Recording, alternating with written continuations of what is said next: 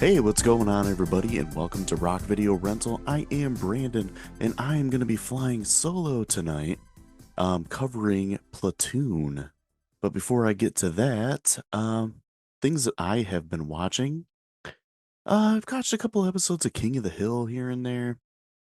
Not really too much to say about that. Just, I've been talking about that quite a bit on this show. I will say that I just started like the episodes where Tom Petty's character of Lucky shows up, and that's always a sign of when the show starts to take a nosedive and it's a little depressing. Never really cared for that character, and we'll see, if they even mention him or anything when they do the reboot, because obviously Tom Petty passed away, and his connection to the Hill family of Lou Ann, who was voiced by Brittany Murphy, she passed away. So maybe they'll just say like they moved or whatever, but that's pretty much it for King of the Hill. I watched a couple episodes of Degrassi Junior High. I've talked about that show on the show before too. 1980s, early 90s Canadian teen show. Similar to things like 90210 or man, even Saved by the Bell, kind of like a tweener between those. And they covered some like really heavy topics in the when it turned to Degrassi High. But it's an entertaining show, and it's really bad if you look at it now with 2024 glasses, but I'm so nostalgic for anything 80s and 90s that I just love it. I also watched a couple movies. I watched The New Guy, which is a movie I've seen quite a few times. It popped up on Hulu, and I had to give it a watch. The Plex server that I usually watch like went down and hasn't come back up, so I've been getting into Netflix and Hulu more, just because that's what I've got right now. And I also watched Talladega Nights, the Legend of Ricky Bobby, which is an all-time classic. I mean, I always forget how funny that movie is and completely ridiculous it is. There's so many like little toss away lines in that movie that just crack me up. That's been a while since I watched it, so it was a little reminder of how great that era of Will Ferrell and John C. Riley movies were. Like those guys are just gold together. Then last night I watched the Joe Pesci movie, My Cousin Vinny, and I got probably about 40 minutes into it and I fell asleep on the couch. I mean, it was late at night, so it's not really anything with the quality of the movie because it was pretty funny. I have to go back and watch the rest of that. But if you guys have seen that movie, let me know. What are your thoughts on it? Because it's kind of considered a classic 90s comedy. Yeah, it's got a really great cast, so I definitely want to get back and watch the rest of that one. And the last thing, as something I was doing that I know Caleb's been doing as well, and that's playing a lot of NCAA Football 25. Uh, been waiting 10 years for that game to come out. So, the last one I played before this was NCAA Football um, 13, and that was the one that had Barry Sanders and RG3 on the cover. I used to play that quite a bit. Um, Pretty pleased with this game. Only issue that I think Caleb and I both have had is the inconsistency with the difficulty. Like I started out and I put it on freshman, just which is the easiest difficulty, because I'm like, all right, I got to get back into this game. It's like probably a new feel for it, so I want to make sure I'm doing all right. And of course, I started off with Michigan and I played against Ohio State and I blew them out like 63 to nothing at halftime. So I'm like, all right, next time I play, I have to bump up the difficulty. And I put it on varsity and I got destroyed. So yeah, I had to play around with the sliders and everything. But even then, like some games are just more difficult than others and I can't quite figure it out. I don't know if it's like a glitch or whatnot, but it's still a really enjoyable game. Other than those, that's pretty much it. I also got a chance to watch Platoon for the first time in a long time, so I might as well go ahead and talk. The plot is Chris Taylor, a neophyte recruit in Vietnam, finds himself caught in a battle of wills between two sergeants, one good and the other evil. a shrewd examination of the brutality of war and the duality of man in conflict. The cast, we got Charlie Sheen as Chris, Willem Dafoe as Sergeant Elias, Tom Berenger as Sergeant Barnes, Keith David as King, Forrest Whitaker as Big Harold, Francesco Quinn as Ra, Kevin Dillon as Bunny, and John C. McGinley as Sergeant O'Neill. That is a really, really crazy cast now, if you look back on it. A lot of big names in there, a lot of great actors, and it cracks me up too because it's two guys that have worked together in the movie Major League, which is one of my favorite movies, with Charlie Sheen and Tom Berenger. And I'll start off by saying that I think Tom Berenger did the best job of anybody in this movie. He would be the one thing I would say that is truly great with this movie. Just, Berenger always kind of played like the everyman, lovable loser or, hero in movies. So for him to play like the evil Sergeant Barnes and to be menacing and like you're uncomfortable anytime he's on the screen. Like he really held a presence in this movie. And that was something I really appreciated this time around watching it. I guess I kind of forgot like all went into that character. So I was really even more impressed this time. And then on the flip side, you got Willem Dafoe, who typically would play bad guys before this. He goes on and he's playing like the more good and virtuous uh, Sergeant Sergeant Elias, and it's just funny how they took two guys, put them against role, and it worked so well. But then Charlie Sheen, I remember his performance being better in this movie than what it was this time, and I didn't really hit home for me. And I'll say too, before I get too far, that this movie as a whole didn't hit as well for me this time. I watched this probably about 15 years ago, something like that. I was really getting into war movies like towards the end of like my college years, something like that. And I remember watching this. This is probably right around when I don't remember if I rented it from Family Video or if watched it streaming on Netflix. It was right when those two things kind of like overlapped with each other. When I really, really started like watching tons of movies, I was right around that time, and I remember liking this movie a lot more than I did this time. Not to say it's such a bad movie. My issue with it is that it's really kind of slow, and I don't feel like a lot happens. We talked about that a little bit with Full Metal Jacket, where it kind of fell off in the second half. Um, and this movie is reminiscent of the second half of Full Metal Jacket, but at the same time, it doesn't have the comedic elements as Full Metal Jacket. So it takes away a little bit of the entertainment value for me. I think some of the performances are great. Like I said, with Tom Berenger and Willem Dafoe, I thought they did a really good job. We get a young, really young Johnny Depp in this.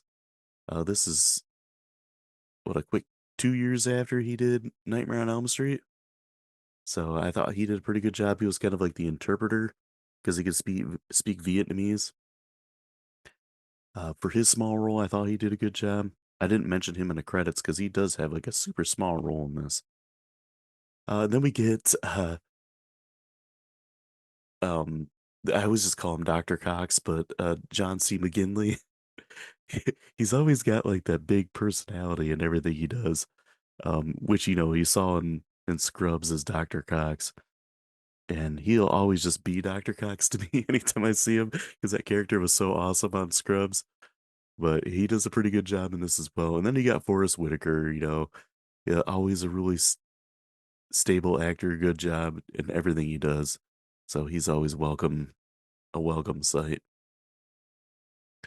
Another really positive thing for this, I would say, is the music is, I would say, iconic, but the correct term is echoic. And I have to attribute Paul Rust from with Corley and Rust for that one. I never knew that echoic was a saying, but that's technically the correct term. Uh, a really memorable song that they play quite a few times in this. Other than that, the soundtrack is a little bit lacking. You got, a couple of your Vietnam movie staples in it, like, Fortunate Son and White Rabbit and stuff like that, but just, I don't know. This movie is a little reminiscent of Apocalypse Now, which is funny because uh, Charlie Sheen's in this and Martin Sheen is in Apocalypse Now. So it's kind of funny to see some of the parallels with this movie and that one. I guess not really going scene by scene, but kind of to pick out some of the more memorable parts of it. Uh, Charlie Sheen is like introduced and he's like a new recruit coming in, and it's like his first time on duty, and like the other guys in the platoon are kind of like using him as their peon. We're not going to learn this guy's name because he's probably going to die. They're like one of the first ones dead, the new guys. So what's the point of even learning their name? Which I could believe that, especially with the Vietnam War and everything that happened with that. And really, the first memorable scene with him is that it's his turn to do sentry duty, and he falls asleep, and he's awakened by some Viet Cong like coming in, and he doesn't say anything. Like he freezes up, and that's when an ambush happens, and a few people die. He gets shot in the neck, and then we like fast forward, and he's coming back from his injury, and he's already got beef with Tom Berenger's character because he fell asleep. He's like, that's the worst thing you could do is fall asleep in sentry duty, and that's where we get like our one of our main conflicts in this movie. Now the other conflict is between Tom Berenger's character and Willem Dafoe's character, just because they're clash in styles and how Berenger's just evil and just killing random people, basically. The next memorable thing is when they go like into a small village, and they're trying to find everybody who's hiding, question people and all that, and it just turns into a complete shit show with you know kids and women and stuff and innocent like farmers getting shot, and especially by Berenger because he's just a complete evil jerk. Um, like he blows some people away, and he gets threatened by like his superior afterwards. Like, if I find out there was some wrongful murders, it's like you're gonna get a court martial for this, and everybody just is afraid of him. So they just lay witness and say, nothing happened out of the ordinary. Um, Nothing was unprovoked, kind of thing, which it was, and Elias knows it was, and that's how those two kind of butt heads. They have like there's another ambush that happens, and Berenger and Defoe are like staring at each other from a distance, and Tom Berenger like shoots Willem Dafoe's character like purposefully in the ambush, and like a lot of the guys die in it. Um, and we get another probably the most iconic scene from this movie is the leftover guys are getting on a helicopter, and they're taking the bodies of the fallen guys, throwing them on the helicopter, and they take off. And while they're pulling away, they see Willem Dafoe's character run out, and he's getting shot. And it's like, oh, there's nothing we can do. Like if we go down, the choppers are gonna get shot down, and he's like desperately like trying to get away from the Viet Cong. And the part where he drops to his knees and he reaches up, arms up over his head, and lifts his head back and reaches, and he gets blown away. That's um was the I believe the cover for the VHS, and it might have been of the DVD that I watched as well. I also think on a few posters, so it's obviously the most iconic scene in the movie.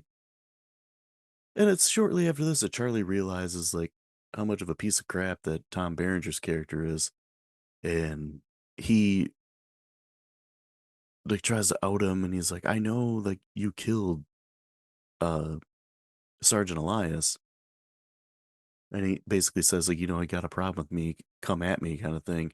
And Charlie like, tries to jump him, and Berenger just like overpowers him and like threatens to kill him. And that whole scene is a little bit of dramatic and probably some of the most entertaining parts, other than like the battles and the ambushes and all that kind of stuff.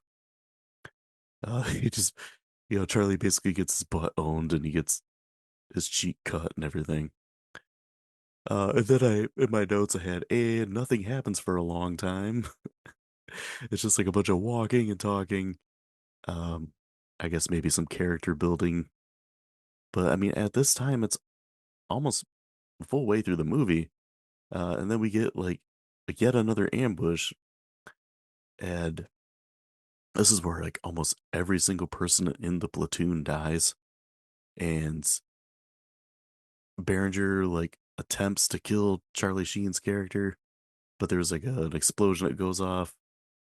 Berenger goes flying. Charlie blacks out, and when he wakes up the next day, almost everybody else is dead except for him, and he's just kind of walking around in a haze, and he's injured. He's like bleeding and everything, and he looks over, and Tom Berenger's like basically his legs are jacked up, and he's trying to crawl into the bush, and Charlie like, stares him down.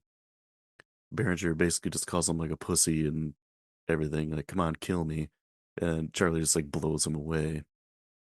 And that's when like help comes like pick them up, and it's just him and um one of the black guys left who the guy like, stabbed himself in the leg so he could leave, basically. And both him and Charlie are considered injured enough that they get to go home. And I just had like Charlie gets hurt, ends up being able to go home, winning. Because like the whole time he's narrating the movie and writing a letter to his grandma about how, I shouldn't have volunteered for this. It's obvious that I'm not in the right place, kind of deal. But yeah, this movie as a whole, maybe I'm wrong. I don't know. I've talked before how slower movies really just don't work for me. I don't have the greatest attention span for this kind of stuff. I did have to watch this movie in like five short increments just with the time I've had this week. Um, so I did struggle a bit with it. I like a little more faster paced stuff. I like a fair amount of things happening. And this movie just has like a lot of walking through the jungle with nothing happening. Guys just talking and telling stories to each other. And then it's like, oh, here's an ambush. And that lasts maybe 5 minutes. And then we're walking some more. And then another ambush. So I don't, and I mean, Oliver Stone movies as a whole don't always hit home with me. I feel like sometimes he's a little more style over substance. And maybe that's just me. I don't know. But yeah, I kind of struggled at times with this. And I mean, that'll be reflected later on in my grade, I guess. But I can get into the trivia and facts that I have. So, according to Oliver Stone, he intentionally cast Tom Berenger and Willem Dafoe against type. Berenger was most famous for playing good guys. Dafoe was primary, primarily playing villains up until then. Both men received Oscar nominations for their work. And I mentioned this earlier, like, it was something I really noticed this time watching it. And yeah, both guys were pretty amazing. So, well deserved nominations there. Oliver Stone wrote the script's first draft in 1971, and he sent it to Jim Morrison, of all people, in hopes that he would play the part of Charlie Sheen ultimately played. Morrison had the script on him when he was found dead in Paris. So that would have been really interesting. The lead singer of The Doors in this movie. So the Vietnamese child that Kevin Dillon and Charlie Sheen torment had cataracts, but his family is too poor to pay for the treatment. Reportedly, Dylan and Sheen felt so bad that they pooled their money together so that the boy could have the surgery he needed. So, special packs of Marlboro cigarettes were made for the movie on the insistence of Oliver Stone, who wanted the cherry red color on the pack to most more closely matched those made in the late 60s. So yeah, big attention to detail for Oliver Stone. Some of the Vietnamese cast members were actually tourists who were vacationing in the Philippines at the time. The Vietnamese villagers were played by real Vietnamese refugees living in the Philippines.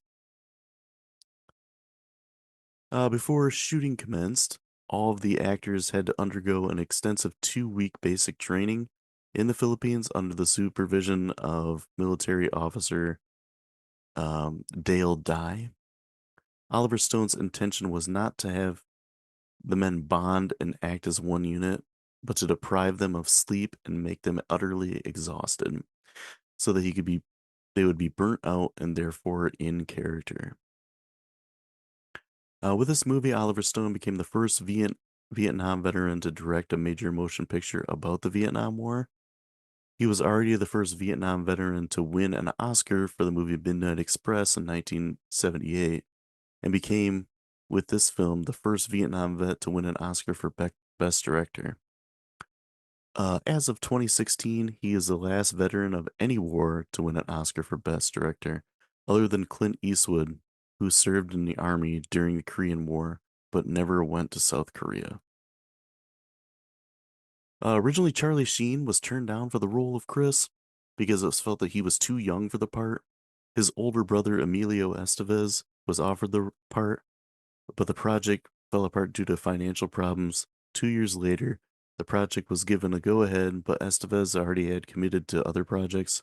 Charlie Sheen again read for the part and he won it. So, drawn from Oliver Stone's own personal experiences as an Army combat infantryman in Vietnam, he wrote it quickly upon his return from action and partly to counter the false depiction of war that he had seen in John Wayne's The Green Berets from 1968. Big Harold falls and rolls down the hill during the opening credits. Forrest Whitaker claims it was real and it was an unintentional fall. So Oliver Stone considered casting Johnny Depp for the lead role of Private Chris Taylor, but Depp was too young for the role and unknown at the time. Stone said that Depp would someday become a huge star and thus one of the first filmmakers who introduced Depp to Hollywood. The movie is narrated by Charlie Sheen, eerily echoing his father, Martin Sheen's narration of Apocalypse Now. Also filmed extensively in the Philippines, so there's a couple more similarities here. And the last thing I got is this movie had a $6 million budget and it made 138 in the box office. And is widely known as one of the best war movies, and usually on a short list of when people make a top 10. The grades I pulled from IMDb and Rotten Tomatoes, IMDb is an 8.1. Rotten Tomatoes critic, it is 89%, and the audience is a 93. So very highly thought of.